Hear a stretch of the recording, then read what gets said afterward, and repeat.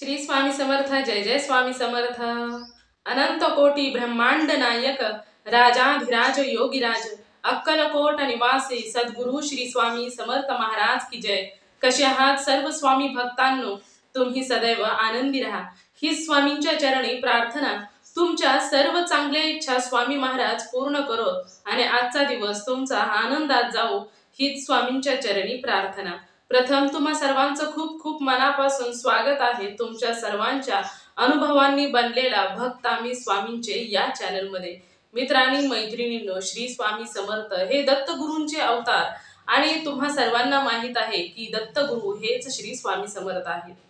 मित्रांनी मैत्रिणींनो, कोणताही ईश्वराची भक्ती करत असताना ईश्वराने आपल्याला निवडलेले असते हे मात्र तेवढेच खरे असते। त्याच वेळेस आपल्या मनामध्ये त्या देवाची भक्ती करण्याचं मनामध्ये येत असतं। मित्रांनी मैत्रिणींनो, खरोखरच ज्या वेळेस तुम्ही मनापासून ईश्वराची भक्ती करता, मग त्या कोणत्याही देवाचे असो, ज्या वेळेस तुमची भक्ती ही त्या देवापर्यंत पोहोचत असते त्यावेळेस देव हे तुम्हाला अनुभव हे देतच असतात। मित्रांनी मैत्रिणींनो, देवाची भक्ती केल्यानंतर त्या देवाचं दायित्व असतं तुमच्या संपूर्ण कुटुंबावरती। कारण आपण एका देवाची भक्ती तुम्ही करता, परंतु तो देव तुमच्या संपूर्ण कुटुंबाचं रक्षण करत असतं। प्रत्येक वेळी एका कुटुंबातील प्रत्येक व्यक्ती कोण कोठे कोणत्या रस्त्याने कोणत्या कामासाठी जाईल, कोणत्या जागेवरती जाईल हे कोणीही सांगू शकत नाही। परंतु ज्या वेळेस तुमच्या घरामध्ये ईश्वराची भक्ती होत असेल तर त्यावेळेस तुमच्या संपूर्ण कुटुंबाभोवती तो ईश्वर हे सुरक्षा कवच निर्माण करत असतात। त्यामुळे प्रत्येक वेळी त्या कुटुंबातील व्यक्तींचे रक्षण होत असते। त्यामुळे तरी ईश्वराची भक्ती करणं खूपच गरजेचं आहे। मित्रांनी मैत्रिणींनो, आपण ज्या वेळेस एखादं कर्म करतो, मग ते चांगले असो किंवा वाईट असो, तर ते कर्म कधीच वाया जात नाही। नेमकं याच पद्धतीने तुम्हीच विचार करा की ज्या वेळेस तुम्ही ईश्वराची भक्ती कराल, मनापासून ईश्वराला आपलं वेळ द्याल, तर त्यावेळेस तो क्षण तुम्ही केलेलं हे कर्म कसं वाया जाईल। तर मित्रांनी मैत्रिणींनो, प्रत्येक कर्माचा हिशोब हा लावला जात असतो आणि नेमकं याच पद्धतीने तुम्हाला देखील ज्यावेळेस तुम्ही ईश्वराची भक्ती कराल तर त्याचे पुण्य तुम्हाला कधी ना कधी हे उपयोगी पडणारच आहे आणि योग्य वेळ आल्यानंतर ईश्वर हे तुम्हाला त्या पुण्याचे फळ हे नक्कीच देत असतात। मित्रांनी मैत्रिणींनो, आज मी जो तुम्हाला अनुभव सांगणार आहे हा अनुभव हा शुभांगी ताईंचा अनुभव आहे। त्याचबरोबर त्या त्या बार्शी हे त्यांचं माहेर आहे आणि तेथूनच घरी येत असताना त्यांना घडलेला हा प्रसंग आहे। खूपच भयानक अनुभव आहे। मित्रांनी मैत्रिणींनो, त्या श्री स्वामी समर्थांची भक्ती करत होत्या हे तर त्यांनी काही सांगितलं नाही, परंतु त्या गुरुदेव दत्तांची भक्ती करत होत्या या मात्र त्यांनी सांगितलं। त्यांच्या घरातील संपूर्ण लोक हे गुरुदेव दत्तांचे भक्त होते।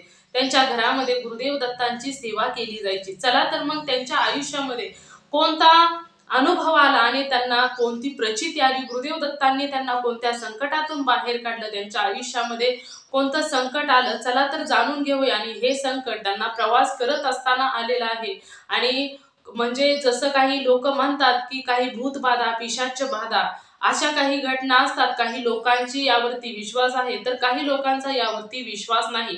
तर त्याचबरोबर विज्ञानाचा देखील या सर्व गोष्टींवर विश्वास नाही, परंतु खूप लोकांना असे वेगवेगळे अनुभव आलेले आहेत आणि त्या अनुभवातून त्यांना साक्षात त्यांच्या ईश्वराने त्यांच्या भगवंताने त्यांना बाहेर काढलेला आहे।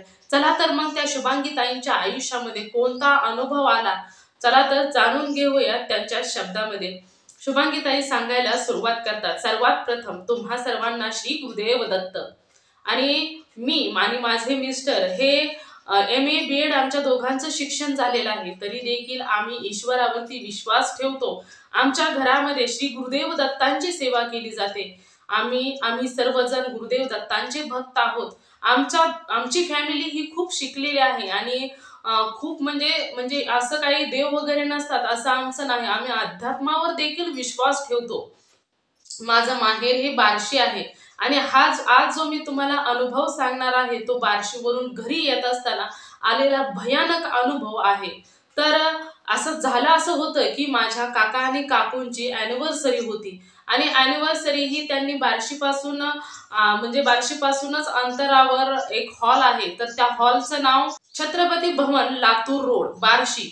या हॉलमध्ये त्यांनी त्यांच्या अॅनिव्हर्सरीचा कार्यक्रम ठेवला होता. त्यांची अॅनिव्हर्सरी ही 25वी अॅनिव्हर्सरी होती. मग त्यांनी आमची जी सर्व नातेवाईक होती त्यांनी सर्वांनाच आमंत्रण दिलेलं होतं, कारण मोठा अॅनिव्हर्सरी करायची होती. आणि त्यामुळे कसं होतं की लग्न झाल्यानंतर सर्वच जणांची एकत्र गाठ पडणं हे मात्र खूपच मुश्किल होत असतं, कारण प्रत्येकाच्या पाठीमागे काही ना काही कामं ही नेहमीच असतात. आणि संसार म्हटलं की प्रत्येकाच्या अडचणी ही सदैव चालूच असतात. परंतु एखादा माहेरचा कार्यक्रम असला की सर्व काही आम्ही एकत्र येत असतो. आमच्या चुलत बहिणी, चुलत भाऊ किंवा शाळेतील जुन्या मैत्रिणी या देखील आम्ही एका जागेवरती येत असतो. ज्यावेळेस माहेरी असं जायचे तर त्यावेळेस कधीच कोणाची एखाद्या वेळेसच एखाद्याची गाठ पडायची किंवा कधी कधी तर पडतच नव्हती. माझ्या ज्या 2 बहिणी होत्या तर माझ्या दोन्हीही बहिणी, एक बहीण ही बार्शीमध्ये जॉब करत होती, तर दुसरी बहीण ही होती तर तिचं सासरच तिला बार्शीमध्ये दिलेलं होतं. त्यामुळे दोन्हीही बहिणी माझ्या तेथेच होत्या. परंतु बाकीचे जे आपण लहानपणी वेळ घालवलेले जी मित्र-मैत्रिणी असतात, ज्या भाऊ-बहिणी असतात चुलत, सख्या, तर त्यांची सर्वांची एकदम गाठ पडणं हे खूपच मुश्किल व्हायचं. तर कार्यक्रमानिमित्त खूप बहिणींची आणि भावांच्या गाठी-भेटी पडायच्या. प्रत्येकाच्या हालचाली, जुन्या आठवणी ताज्या व्हायच्या. तर यावेळेस मी देखील मिस्टरांना म्हटलं, की आपण देखील या कार्यक्रमाला जाऊया. एवढा काका-काकूंचा आग्रहाचं आमंत्रण आहे, तर आपण देखील जाऊया. तर त्यावेळेस मिस्टरांनी सांगितलं, की "हो, जाऊया. काही खूप दूर अंतरावरती नाही." तर मग त्यावेळेस आम्ही देखील निघालो आणि आमचं होतं, की आम्ही टू व्हीलरवर प्रवास आमचा. तर त्यावेळेस आता कार्यक्रमाला सर्वच येणार. तर प्रत्येकाचं मत असं असतं, की आपण देखील आपल्या माहेरच्या लोकांमध्ये सुंदर ॲक्टिव्ह दिसावं. तर त्यावेळेस ना माझ्या लग्नातील जो शालू होता, तर तो मी शालू नेसला. कारण शालू खूपच सुंदर होता आणि मिस्टरांना माझ्या मी शालूमध्ये खूप आवडायचे. ते म्हणायचे, की "तू या शालूमध्ये खूपच सुंदर दिसते." तर मला तो शालू देखील खूप आवडत होता. तर मी म्हटलं, की हा कार्यक्रम खूप मोठा आहे, तर मी देखील शालूच नेसणार. मग शालू वगैरे नेसला, खूप सुंदर अशी सजली आणि आम्ही कार्यक्रमाला गेलो. कारण कार्यक्रम हा संध्याकाळचा होता. त्यामुळे म्हटलं, की आपण घरी यावं आणि आमचं कसं होतं, की आमची गाय होती. तिचं दूध वगैरे काढावं लागायचं. तर त्यावेळेस म्हटलं, की आपण कार्यक्रमावरून आल्यानंतर आपण दूध वगैरे काढूया. कारण आम्ही दुपारनंतरच कार्यक्रमासाठी निघालो होतो. तर त्यावेळेस तिथे कार्यक्रम वगैरे सर्वांच्याच गाठी-भेटी पडल्या. खूप बरं वाटलं, खूप आनंद वाटला आणि मग कार्यक्रम ही खूप छान पद्धतीने आम्ही खूप एन्जॉय केला, खूप मस्ती केली. त्यानंतर आम्ही ग्रुप डान्स वगैरे केला, सर्वांशी गप्पा गोष्टी. त्यामुळे वेळ कधी कुठे गेला काहीच समजलं नाही. आणि त्यावेळेस ना मग कार्यक्रमाचं जेवण वगैरे होऊन आम्ही खूप वेळ गप्पा मारत बसलो. तर त्यावेळेस 10 वाजून गेल्या होत्या. तर आई आणि वडील देखील म्हणाले, की "तुम्ही दोघं जणी आजच्या दिवस जाऊ नका. आज तुम्ही आरामच करा." परंतु म्हटलं, की आम्ही गाईचं दूध काढलेलं नाही. तर आम्ही त्यांना विचारलं मिस्टरांना, "तर आपण राहायचं वगैरे का?" तर ते काहीच बोलले नाहीत. तर माझ्या बहिणींनी वगैरे फोर्स केल्यानंतर ते म्हटले, की "बरं ठीक आहे, आपण राहूया." तर मग त्यावेळेस मग म्हटलं, की "चल आपण 1-1.5 तासाचा तर रोड आहे. आपण जाऊया आणि गाईचं दूध काढून परत येऊया." म्हणजे मिस्टरांनी असं सांगितलं. हॉल वगैरे म्हणजे ते सर्व काही आम्ही जेवण वगैरे केलं होतं. त्यामुळे बाकी काहीच नव्हतं. मग आईने देखील फोन करून सांगितला, की "खूप वेळ लावू नका. लवकर तुम्ही या." मग आईला देखील सांगितलं, की "हो, आम्ही लवकर येतो." आईचा फोन वगैरे झाला आणि त्यानंतर मिस्टर म्हणाले, की "आता आपण निघायला हवं. रात्रीचा प्रवास आहे." तर त्यावेळेस म्हणजे रात्रीचा प्रवास म्हटल्यानंतर मला देखील खूपच सुरुवातीलाच मला अंधाराची खूप भीती वाटते आणि त्यानंतर मग तिथून प्रवास करायचा आणि त्यामध्येच एक घाट देखील लागत होता. मग त्यावेळेस मी माझी जी लहान बहीण होती तिच्याकडे सर्व काही दागिने काढले आणि दागिने तिच्या जवळच ठेवलं आणि तिला म्हटलं, की "व्यवस्थित ठेव, रात्रीचा प्रवास आहे. मग आम्हाला भीती वाटते." तर त्यावेळेस तिने देखील सांगितलं. तर आम्हाला एक सवय होती, की ज्यावेळेस प्रवास वगैरे करायचा तर आम्ही श्री गुरुदेव दत्तांचं चिंतन करायचो, मनन करायचो आणि त्यानंतरच प्रवासाला सुरुवात करायचो आणि दिगंबराला सांगायचो, की "हे श्री गुरुदेव दत्ता, आता आमचा प्रवास चालू होणार आहे, तर तुम्ही आमच्याबरोबर चला." आणि असं गुरुदेव दत्तांना प्रार्थना करायची आणि प्रवासाला सुरुवात करायची. तर त्यानंतर आम्ही काय केलं, की ज्यावेळेस आम्ही पुढे आलो, तर गाडीमध्ये पेट्रोल वगैरे म्हटलं, की घाटा आहे, घाटामध्ये गाडी बंद पडू नये. आम्ही त्यानंतर बार्शीपासून 5-6 किलोमीटर जाणगाव येथे आम्ही जाऊन पेट्रोल पंप आहे तिथेच. तर तेथे आम्ही जाऊन टाकी फुल केली, कारण प्रवास रात्रीची आम्हाला अगोदरच खूप भीती वाटते आणि त्यानंतर गाडी वगैरे कुठेही बंद पडू नये यासाठी आम्ही नेहमी पेट्रोलची काळजी घेत असतो आणि गाडीची देखील नेहमी टाइम टू टाइम सर्व काही करत असतो. तर त्यावेळेस देखील आम्ही गाडी वगैरे फुल केली आणि प्रवासाला सुरुवात केली. रात्रीचा प्रवास होता आणि रात्री कसं असतं की म्हणजे आम्ही गप्पा वगैरे जास्त काही मारत नाही. आम्ही जास्त आणि रात्रीचं ज्यावेळेस गाडी वगैरे चालू असते तर त्यावेळेस रस्त्याची जी किडे असतात लहान लहान, तर ते डोळ्यामध्ये तोंडामध्ये जात असतात. तर त्यावेळेस त्यामुळे मिस्टर असे शांतच होते. तर प्रवास चालू झाला. प्रवासात चालू असताना ते काहीच बोलले नव्हते, शांतच होते आम्ही दोघेही. परंतु त्या दिवशी का कोणास ठाऊक, परंतु प्रवासामध्ये जास्त काही वाहनं वगैरे येत नव्हती. नाहीतर एरवी कसं होतं की त्या रस्त्याने भरपूर वाहनं, रात्रभर म्हटलं तरी वाहनं चालूच असतात. परंतु त्या दिवशी ना वाहनांची ये-जा खूपच कमी होती. तुरळकच एखादी गाडी वगैरे यायची आणि त्यावेळेस म्हणजे त्या दिवशी नेमकी अमावस्या होती आणि दररोजपेक्षा जास्त काळोखा देखील होता. प्रवासामध्ये मला अगोदर तर अंधाराची भीती वाटते, तर माझं लक्ष हे गाडीच्या लाईटकडे आणि ते कसे गाडी चालवत आहेत याच्याकडेच माझं लक्ष वगैरे होतं. तर आम्ही दोघांनीही श्री गुरुदेव दत्तांना प्रार्थना केली आणि आम्ही प्रवासाला सुरुवात केली. त्यामध्येच माझ्या मनामध्ये गुरुदेव दत्तांचं जय श्री गुरुदेव दत्त असं म्हणजे नामस्मरण चालू होतं. गुरुदेव दत्त असं म्हणजे सदैव माझ्या तोंडामध्ये चालू होतं आणि हे काही बोलतच नव्हते. त्यामुळे मी देखील शांत होते आणि मी कसं होतं की अंगामध्ये शालू घातलेला होता. त्यामुळे मी एक साइडच अशी एका बाजूलाच पाय दोन्ही हे करून बसलेली होती. त्यामुळे मी इकडे-तिकडे पाहत नव्हते, कारण अगोदरच भीती वाटते आणि त्यानंतर अंधारामध्ये तर जास्त भीती वाटते. म्हणून ते कसे गाडी चालवत आहेत त्याच्याकडेच माझं लक्ष वगैरे होतं. नंतर प्रवास प्रवास करत असताना रस्ता हा पूर्ण सामसूम होता आणि भीती खूप वाटत होती मनामध्ये. परंतु नामस्मरण वगैरे चालू होतं आणि प्रवास देखील चालूच होता आणि पुढे जसं-जसं जाईल तसतशी थंडी देखील खूप वाजत होती. म्हणजे थंडीमुळे अंग वगैरे गार पूर्ण पडलेलं होतं.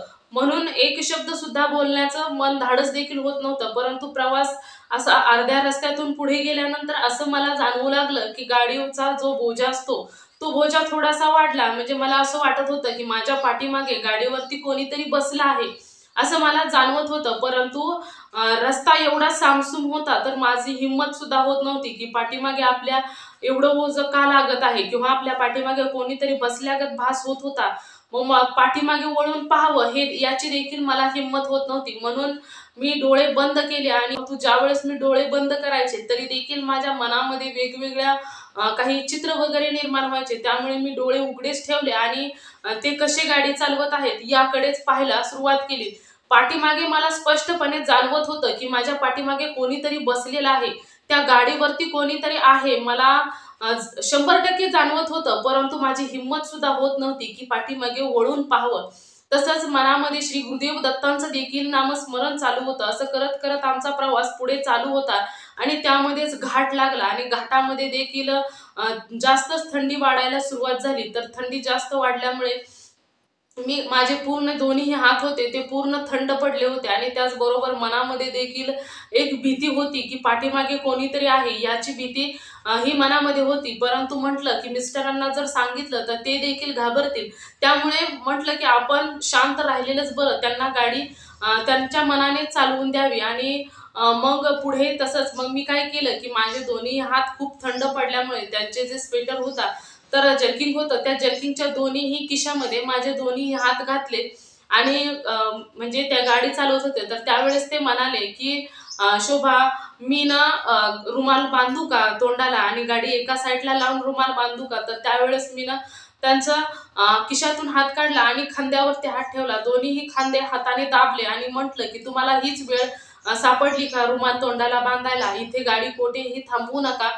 गाडी तुम्ही चालवा. आता काही नाही. आता इथे कुठे सुद्धा गाडी थांबवायची नाही." एवढंच मी त्यांना म्हटलं आणि मी पाठीमागं सुद्धा माझी हिंमत सुद्धा होत नव्हती. मला प्रत्येक वेळी जाणवायचं की पाठीमागे ओझं हे वाढत आहे आणि जागा ही मोठी-मोठी होत आहे. परंतु मला असं दाटल्यागत होत होतं. कारण पाठीमागून कोणीतरी बसल्यानंतर मधला जो व्यक्ती असा त्याला गर्दी होते, तर नेमकं त्याच पद्धतीने मला असं जाणवत होतं. परंतु मला काही केल्यानं म्हणजे मन तर म्हणत होतं की पाठीमागे कोणीतरी आहे, वळून पहा, परंतु माझी हिंमत देखील होत नव्हती पाठीमागे वळून पाहण्याची. मग मुस्लम हे गाव आले आणि तेथेच दत्तगुरु मंदिर देखील होते. तर तेथे गेल्यानंतर म्हणजे लाईटी वगैरे दिसायला चालू झाल्या. तर गाव होतं म्हटल्यानंतर म्हणजे कसं होतं की उजेड वगैरे दिसायला लागले, आपल्याला जरा बरं वाटतं. नेमकं याच पद्धतीने मला देखील खूप बरं वाटलं. आणि जसं जसं ते लाईटून जवळ जवळ जाईल तस तसं असं वाटायला लागलं की गाडीवरचं जे पाठीमागं कोणीतरी बसल्यागत वाटत होतं, तर ते ओझं कमी झालं. तर पुढे गेल्यानंतर आम्ही गुरुदेव दत्तांचं मंदिर लागलं, तर तेथे गाडी थांबवली आणि देवाचं दर्शन वगैरे घेतलं आणि तेथे देखील म्हटलं की चला पुढे जाऊन म्हणजे तुम्ही आमच्या बरोबर चला, असं गुरुदेव दत्तांना प्रार्थना केली आणि त्यानंतर आम्ही प्रवासाला सुरुवात केली. घाट हा होता म्हणजे तेथून पुढे प्रवास सुरू झाल्यानंतर थंडी देखील खूप वाजत होती आणि त्यावेळेस मग मी माझे दोन्ही हात त्यांच्या स्वेटरमध्ये घातले आणि प्रवास चालू केला. परंतु जसं जसं पुढे जाईल अंधाराचा जो गारवा होता रस्त्याचा आणि त्याचबरोबर रस्त्याला एकही वाहन येत नव्हतं त्या टायमिंगला, सुन्न रस्ता होता. तर त्यावेळेस देखील मला पुन्हा जाणवायला लागलं की माझ्या गाडीच्या पाठीमागे कोणीतरी बसलेलं आहे. परंतु म्हणजे पहिल्यासारखीच अवस्था होती. गारवा देखील खूप होता आणि थंडी खूप वाजत होती. तशी थंड हवा प्रत्येक वेळी अंगाला असे शहारे आणत होते आणि म्हणजे एवढं भीती माझ्या मनामध्ये होती, तरी देखील मला थंडी देखील वाजत होती. एक असं वाटत होतं की आता काय होतंय की काय, काय होतंय की काय. आणि त्यानंतर प्रवास पुढे तसाच चालू होता. प्रवास चालू असताना देखील मला प्रत्येक वेळी जसं पहिल्यासारखं जागा अशी मोठमोठी व्हायला लागली आणि मला गर्दी देखील होत होती. परंतु माझी हिंमत देखील होत नव्हती आणि मी फक्त आणि फक्त लाईटीचा जो उजेड आहे त्याकडेच पाहत होती. इतर माझं कोठेही लक्ष देखील नव्हतं. आणि त्यानंतर मग प्रवास करत करत पांगरी देखील संपली. पांगरी संपल्यानंतर पुढे घाट लागला आणि घाटामध्ये तर जास्तच थंडी वाजू लागली. म्हणजे एवढी थंडी की काही समजत नव्हतं आणि त्यानंतर देखील ओझं देखील गाडीचं पाठीमागून खूपच वाढत होतं. म्हणजे खूप भीती देखील वाटत होती, परंतु काहीच करू शकत नव्हते. मिस्टरांना सांगू शकत नव्हते आणि तसाच काळजावरती दगड ठेवून तो घाट पूर्ण केला. मिस्टर तर गाडी म्हणजे चालवत होते, परंतु मला इकडे पाठीमागे काय होत आहे आणि आता काय होणार आहे हे देखील प्रत्येक वेळी वाटायचं. गुरुदेव दत्तांचं नामस्मरण मनामध्ये चालू होतं आणि घाटाचा प्रवास, एक सुद्धा गाडी येत नव्हती, कोणतीच गाडी नव्हती, काही सुद्धा नव्हतं. एवढं घाबरून काळीज गेलं होतं की काही समजत नव्हतं आणि घाट म्हणजे आता कधी घाट संपेल असं वाटत होतं. परंतु गुरुदेव दत्तांचं नामस्मरण करत करत आणि पाठीमागं गाडीवरती कोणीतरी आहे हे देखील माहीत होतं आणि त्यानंतर असं करत करत घाट हा संपला आणि त्यानंतर घाटाच्या वरती गेल्यानंतर घाटाच्या नंतर ना एक म्हसोबाचं मंदिर आहे. तर म्हणजे त्या म्हसोबाला हात जोडायचे होते, तर त्यासाठी म्हणजे मंदिर पुढंच होतं, परंतु म्हटलं की आता इथे म्हसोबाचं मंदिर आहे तर त्यावेळेस आपण हात जोडूया, म्हणून मी त्या लाईटीकडून नजर हटवली आणि हात जोडण्यासाठी मान वरती केली. तर त्यावेळेस ना अचानकच म्हणजे माझे डोळे एवढे मोठे झाले की मी एवढी घाबरली. मला काय म्हणजे तोंडातून एक शब्द सुद्धा फुटत नव्हता. तर त्यावेळेस ना समोर माझ्या समोरच असं माझ्या गाडीच्या लाईट म्हणजे दिसत, म्हणजे गाडीची बाजू, लाईटीची बाजू ही वेगळीच आणि अंधारामध्ये एक असं म्हणजे उंच झाड कसं असतं, तर असं 10-12 फूट उंचीचा एक व्यक्ती मला दिसत होता आणि त्या व्यक्तीने अंगावरती पांढरी सफारी घातल्यागत दिसत होतं. तर तो व्यक्ती एवढा उंच आणि एवढा भयानक दिसत होता की त्याच्या अंगातून रक्त असं म्हणजे लाल बुंद त्याचं अंग झालेलं होतं. कपडे वगैरे फाटलेले होते. त्याचा चेहऱ्याचा अर्धा भाग फाटून असा लोंबकळत होता, खाली लोंबत होता आणि पाठीमागचा जो डोका असतं, तो डोक्याचा देखील अर्धा भाग असा फुटल्यागत, चितड्या झाल्यागत झालेला होता आणि त्याचा चेहरा एवढा भयानक दिसत होता की मी त्या चेहऱ्याकडे आणि त्या व्यक्तीकडेच पाहत बसले. त्याचे हात एवढे लांब होते की त्याच्या गुडघ्यापर्यंत हात होते आणि त्याची जी बोट होती त्या गुडघ्यापासून खाली त्याचे पूर्ण हाताचे असे कातडे निघालेले होते आणि त्याचा हात पूर्ण लालबुंद झालेला, एवढा तो भयानक दिसत होता, एवढा भयानक दिसत होता की मी काही शब्दात सांगू शकत नाही. त्या क्षणामध्ये मी पूर्णपणे स्तब्ध झाले आणि ती माझं लक्ष पूर्ण म्हणजे मी हरवूनच गेले आणि त्या व्यक्तीकडेच पाहत बसले आणि तो व्यक्ती माझ्याकडे पाहत होता. तो एवढा भयानक दिसत होता, एवढा भयानक दिसत होता की मला काहीच समजलं नाही आणि त्यावेळेस ना तो म्हणजे तिकडेच माझं लक्ष खूप वेळ तिकडेच, म्हणजे मी हरवून गेले त्या विचारामध्ये, त्या व्यक्तींच्या विचारामध्ये, तर तो व्यक्ती माझ्याकडे पाहत होता आणि मी त्याच्याकडे पाहत होते. एवढं म्हणजे खूप हरवून गेल्यागत झालं आणि त्यावेळेस आमची गाडी त्याच्यापासून त्याच्या जशी जशी म्हणजे अशी जवळ यायला लागली, तर त्यावेळेस ना म्हणजे एकदम असं दचकन झालं आणि त्यावेळेस मी एकदम घट्ट असे डोळे बंद केले आणि डोळे बंद केल्यानंतर गाडी पुढे गेली.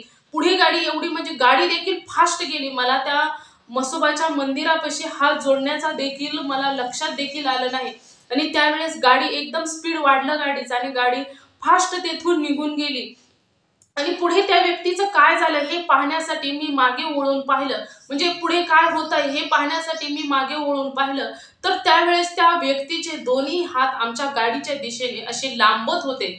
तर त्यावेळेस ना तो आमची गाडी अशी ओढून पाडणार, तेवढ्यातच त्याच्या पाठीमागे एक असं भगवी वस्त्र घातलेलं, एक म्हणजे असं भगवी वस्त्र असं पांघरून आलेला एक व्यक्ती, जटाधारी व्यक्ती मला दिसला आणि त्याच्या हातामध्ये एक किटली होती. आणि तो त्या व्यक्तीने काय केलं कोणास ठाऊक, परंतु त्या व्यक्तीचा जो मोठा व्यक्ती होता, जो काय होतं, भूत होतं का काय होतं, परंतु तो व्यक्ती असू शकत नाही. काहीतरी वेगळीच शक्ती होती, जणू काही भूतागत पिशाच्च बाधेगत तो होता आणि त्याने म्हणजे आमची गाडीला टच करणार तेवढ्यातच म्हणजे मी अशी एवढी घाबरली होती, एवढी घाबरली होती की त्या क्षणामध्ये तो भगवा कपडे घातलेला व्यक्ती कुठून आला, काय झालं मला काही सुद्धा माहित नाही. आणि त्याने काहीतरी जादू करून त्याचे दोन्ही हात बांधले. म्हणजे जसा तो व्यक्ती आमच्या गाडीला धरून ओढून पाडणार त्या क्षणामध्ये तो एकदमच तडफडायला लागला, तो आरडा ओरडायला लागला आणि तो एवढा मोठा होता, एवढा मोठा होता की जणू काही एक झाड होता आणि दिसायला देखील तो खूपच विचित्र होता. असं वाटत होतं की या व्यक्तीचा खूपच मोठा भयंकर ऍक्सिडेंट झाला असावा. म्हणजे त्याच्या अंगाची जी हालत होती, त्याचं कातडं पूर्ण शरीराचं, त्याच्या तोंडाचं, डोक्याचं, हाताचं असं लोंबत होतं खाली. एवढं लालबुंद त्याचं शरीर, तोंड वगैरे त्याचं फाटलेलं होतं, चेहरा पूर्ण उद्ध्वंस झालेला होता. म्हणजे खूपच विचित्र दिसत होतं ते सर्व काही. आणि त्याच्या पाठीमागे जी जे दर्शन मला मिळालं श्री गुरुदेव दत्तांचं, असं मला वाटलं की त्यांनीच त्या व्यक्तीला बांधून ठेवलं. आणि तो जो आमच्या आयुष्यामध्ये जो भयंकर घटना होणार होती ना, ती गुरुदेव दत्तांनी थांबवली. हे ज्यावेळेस म्हणजे मी देखील हे सर्व काही पाहिले आणि कदाचित मला असं वाटलं की माझ्या मिस्टरांनी देखील हे सर्व काही पाहिलं असावं. त्यामुळेच त्यांनी गाडीचा म्हणजे गाडी एवढी फास्ट केली होती त्यावेळेस की मी तर एवढी घाबरून गेले, एवढी घाबरून गेले की मला काही सुचत नव्हतं की आता काय करावं, काय केलं पाहिजे. तर त्यावेळेस ना माझ्या खूप वेळ माझ्या डोळ्याच्या समोर ती व्यक्तीच स्पष्टपणे दिसत होती की आता काय करायचं, म्हणजे असं असू शकतं का, हे कोण होतं, हे कुठून आलं आणि पाठीमागे बसणारं दुसरं होतं तरी कोण, म्हणजे असं प्रत्येक वेळी मनामध्ये शंका येत होत्या. त्यामुळे एक शब्द सुद्धा मी बोलले नाही. थोडीशी पुढे गेल्यानंतर त्या व्यक्तीचं काय झालं हे पाहण्यासाठी मी परत नजर वळवली, तर त्यावेळेस ना म्हणजे मला असं वाटलं की काहीतरी म्हणजे एवढा मोठा प्रकाश दिसला की त्या प्रकाशामध्ये मला काहीच दिसलं नाही. तर आमची गाडी त्यानंतर पुढे गेली. म्हणजे मी लगेचच पुढे पाहिलं, कारण माझे डोळे एकदम असे चमकले, मला काहीच दिसलं नाही. त्यामुळे प्रकाशाने जसे चमकतात, तर मी त्यानंतर पुढे पाहायला सुरुवात केली आणि पुढे गेल्यानंतर जो गाडीचा आरसा होता त्या आरशातून पाहण्याचा प्रयत्न केला की पाठीमागं नेमकं काय आहे. दोघांनीही पाहण्याचा प्रयत्न केला, तर त्यावेळेस ना की असं वाटलं की ते पाठीमागे खूपच प्रकाश आहे. म्हणजे पाठीमागून कोणती फोर व्हीलर वगैरे गाडी आली की काय, असं म्हणजे दोघांनाही त्या आरशातून दिसलं. आणि त्याच क्षणामध्ये फोर व्हीलर गाडी आम्हाला पास करून पुढे गेली. तर त्या फोर व्हीलर गाडीवरती पाठीमागच्या आरशावरती श्री गुरुदेव दत्तांची एकमुखी आकृती होती आणि तिथे लिहिलेलं होतं की आम्ही श्री गुरुदेव दत्तांचे आणि श्री गुरुदेव दत्त आमचे, असं लिहिलेलं होतं. तर त्या गाडीचा नंबर देखील KA 32 असा होता. त्यावेळेस ना असं वाटलं की साक्षात श्री गुरुदेव दत्त आमच्या मदतीला धावून आले. नाहीतर काय झालं असतं कोणास ठाऊक. एवढी वाईट परिस्थिती आमच्यावरती आलेली होती आणि साक्षात गुरुदेव दत्तांनी आम्हाला वाचवलं. आमची भक्ती खरोखरच आम्हाला म्हणजे आमची भक्ती कामी आली, कारण या गोष्टी अशा म्हणजे त्या घाटामध्ये आणि नेमका तो दिवस हा अमावस्येचा होता. आमच्यासाठी कोणतं संकट आलं असतं, काय झालं असतं आम्ही विचार सुद्धा करू शकत नाही.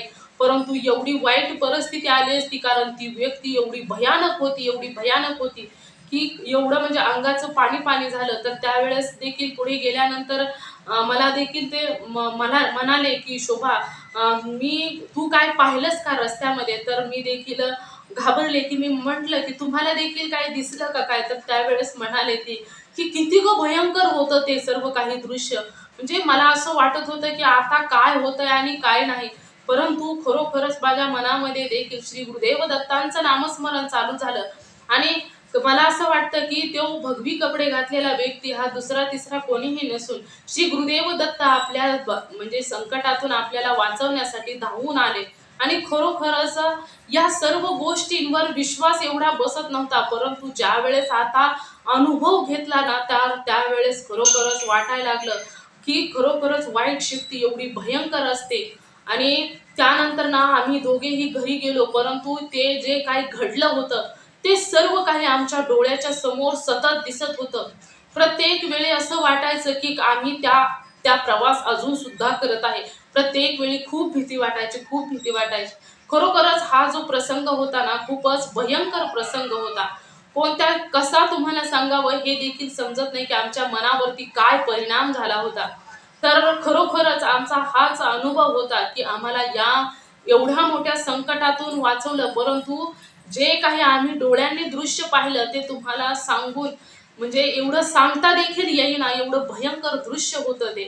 परंतु श्री गुरुदेव दत्ता आमच्या बरोबर होते आणि त्यामुळेच आम्हाला सुखरूप आमचा प्रवास झाला. नाहीतर काय झालं असतं कोणास ठाऊक. तर सर्वांना श्री स्वामी समर्थ, जय जय स्वामी समर्थ, सर्वांना श्री गुरुदेव दत्त. तर मित्र आणि मैत्रिणींनो, हा माझा अनुभव होता. तर मित्र आणि मैत्रिणींनो, तुम्हाला या शुभांगी ताईंचा अनुभव खरोखरच खूप भयानक होता. मला देखील ज्यावेळेस हा अनुभव ऐकला तर त्यावेळेस अंगातून काटे निघत होती. माझ्या डोळ्याच्या समोर ते चित्र निर्माण होत होतं आणि म्हणजे माझं सुद्धा काळीज धडधड करत होतं. एवढं वाईट प्रसंग. मला खरोखरच मित्र आणि मैत्रिणींनो, अशा काही घटना आपण कधीही कोठेही प्रवास करत असताना कधी कोणती वेळ कशी सांगून येईल कधीच माहीत नसतं. मित्र आणि मैत्रिणींनो, प्रत्येक वेळी ईश्वराची भक्ती ही जो भक्त करत असतो ना त्या भक्ताचं नेहमी संरक्षण हे रक्षण होत असतं. मित्र आणि मैत्रिणींनो, प्रत्येक वेळी देव त्यांचे रक्षण करत असतात. त्यांचं एक सुरक्षा कवच त्या भक्ताच्या भोवती नेहमीच फिरत असते. तर मित्र आणि मैत्रिणींनो, खरोखरच खूप भयानक अनुभव होता. तर मित्र आणि मैत्रिणींनो, तुम्हाला हा अनुभव कसा वाटला नक्कीच मला कमेंट करून सांगा. आणि जर तुम्हाला देखील श्री स्वामी समर्थांचा किंवा श्री गुरुदेव दत्तांचा कोणताही अनुभव आलेला असेल किंवा कोणत्याही देवाचा तुम्हाला अनुभव आलेला असेल तर तुम्हाला मी येथे व्हॉट्सअप नंबर देते. तर या नंबरवरती तुम्ही तुमचा अनुभव हा शेअर करायचा आहे. तुमचा अनुभव ऐकून जो कोणी भक्त स्वामी सेवेत येईल तर त्याचे पुण्य तुम्हालाच मिळणार आहे. तर तुम्ही तुमचा अनुभव हा नक्की शेअर करायचा आहे. तर मित्र आणि मैत्रिणींनो, तुम्ही सर्वांनी मिळून माझा हा व्हिडिओ शेवटपर्यंत ऐकला त्याबद्दल मी मनापासून तुम्हा सर्वांची खूप खूप आभारी आहे. पुन्हा भेटूया श्री स्वामी समर्थांच्या अशाच एखाद्या सत्य अनुभवाबरोबर. तोपर्यंत श्री स्वामी समर्थ, जय जय स्वामी समर्थ. सुखी राहा, समाधानी राहा, आनंदी राहा. श्री स्वामी समर्थांचं नामस्मरण करत राहा. श्री स्वामी समर्थ, जय जय स्वामी समर्थ. धन्यवाद.